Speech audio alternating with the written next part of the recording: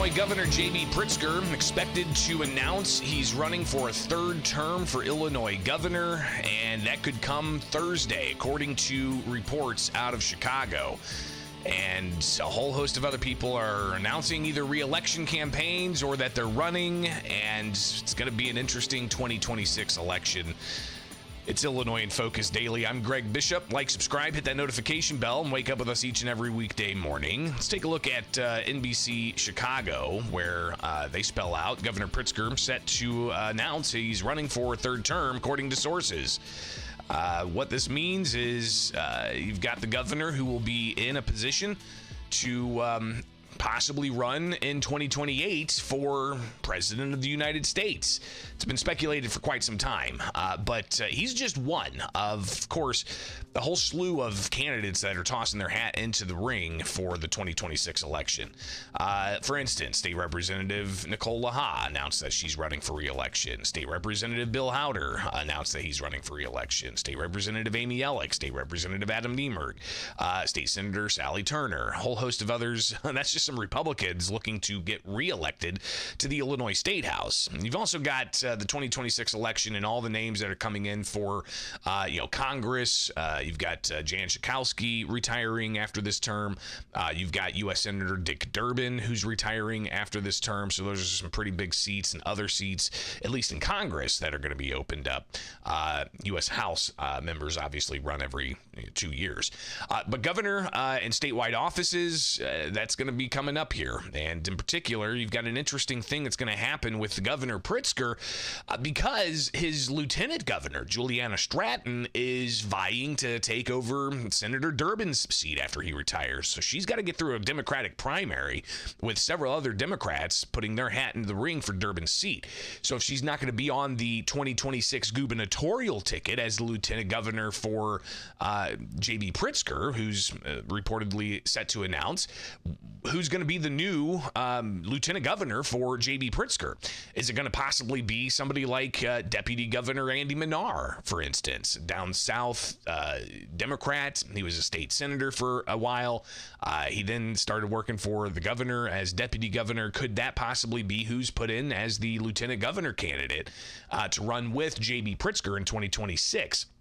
It's interesting pieces on the chessboard being moved around. So that's obviously something that we'll be watching for. And the governor set to make that announcement sometime this week, according to Chicago media outlets. So we'll be talking about this later on this week, clearly. But the governor, he's gonna talk about his record. He's gonna discuss things like, for instance, the state's credit rating and how it's gone up several times, with outlooks being changed from negative to stable to positive. He may talk about the increase of the minimum wage since he took office in 2019, up to $15 an hour. He may talk about the state's rainy day fund that he's been able to somewhat increase over the last few years. But even when it comes to the credit rating and the state's rainy day fund, we're still among the lowest states in the country when it comes to that.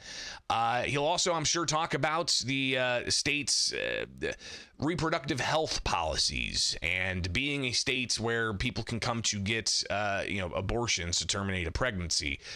He may also discuss the state's sanctuary policies. Not sure if that's going to be a hot political potato, but that could be something he champions. He could talk about the gun ban, for instance, even though that's currently been found unconstitutional. The latest ruling on that is that it's unconstitutional, the gun ban, and that's from a district judge, a federal judge, declaring that the state's gun ban is unconstitutional. But the governor may talk about that, and he may talk about other gun control policies that he's enacted since then. So I'm just thinking about some of the things that we could hear come Thursday when Governor J.B. Pritzker actually makes that announcement. But what are some other things? You've got, the tax increases that Pritzker has ushered in. Illinois Policy Institute has a chart here to kind of break down some of the overall tax increases that Governor Pritzker has implemented in his tenure. In 2019, cigarette tax increased from $1.98 to $2.98 per pack. You can go on from there. E-cigarettes increased taxes in 2019. Motor fuel taxes doubled in 2019. You got managed care organizations with a new assessment tax. Video gaming tax increased to 33% in 2019. Foreign-derived income tax amnesty programs expanded. Title fees increased. Gambling taxes. Motor fuel taxes increased again. You've got the annual increase of motor fuel taxes. Then you got vehicle registration taxes that went up, trucking registration taxes that went up. Remember all that. Adult use cannabis taxes were implemented in 2020. You've got other registration fees. I mean, it's one after the other here. Then we get to a variety of other things. Trade-in vehicle tax, accelerated depreciation deductions, franchise tax, the grocery tax resumed after it was frozen during the pandemic. Motor fuel taxes was frozen. That was resumed. So all of these different taxes, parking taxes, retail tax. Then we get to the tax increases that happened this year with the budget that starts July 1st. With also July 1st, your gas taxes going up yet again, linked to inflation. So, maybe that's part of the record people need to consider is all the different tax and fee increases that Governor Pritzker has increased. You've also got the amount of lawsuits that there have been. I was starting to cover the State House at the tail end of Quinn's administration when Bruce Rauner came into office as a Republican governor. There may have been a lawsuit here and there, and it got a lot of attention, and typically it may have dealt with like the Legionnaire's disease, for instance, the outbreaks that happened, and some of the fatalities that may have been associated with that. May have been some other prison type of lawsuits that there were. But when Pritzker came into office, you've also got to look at the record of the COVID-19 pandemic in 2019 into 2020. We were told by the Pritzker administration that it was nothing to worry about and there was no threat to the public at that time. And then all of a sudden, a week or two later, it flipped and we were getting ready to go into a lockdown, and kids were going to be kept from school, then the mask mandates, and then all the lawsuits that flooded in. Pritzker administration sued up and down the state, individual families, collectives, people getting temporary restraining orders against the governor. I mean, even the mask mandate, it came down to a really interesting timeline of events where the one court said that the mask mandate was unconstitutional, and then the president of the United States, then Joe Biden, changed the recommendations for masks, and then Pritzker said, we no longer need masks, and pointing to the Biden administration, not to a court, saying that he couldn't force people to wear masks. So you had that, and then you have all the litigation about the gun ban. You've got all the litigation about other gun laws. You've got all the litigation that's ongoing about the state's sanctuary policies.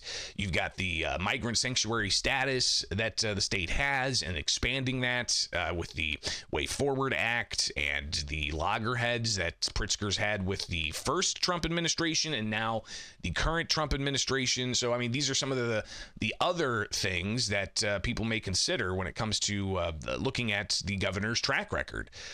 But you still have that floating in the background, the idea that the governor could line himself up to run for president of the United States. It'll be interesting to watch that unfold. We'll be here for it entirely. Of course, the Democrats going to have a primary for all the different offices, and I believe the primary's in March of 2026. Republicans also are going to have primaries where they're going to have, I'm sure several names in the ring for the gubernatorial nomination. You've already got one, Sheriff Mandrick, who's running, is already announced. You've got others who are thought to be possibilities. Everybody from Congressman Darren LaHood is a possibility to State Representative Blaine Wilhauer is a possibility, and a bunch in between. So, I mean, we'll be watching this because the official announcements are one thing, but it's all the filings that need to happen, and for people to get on the primary ballot, that will be fine-tuning and taking a closer look at.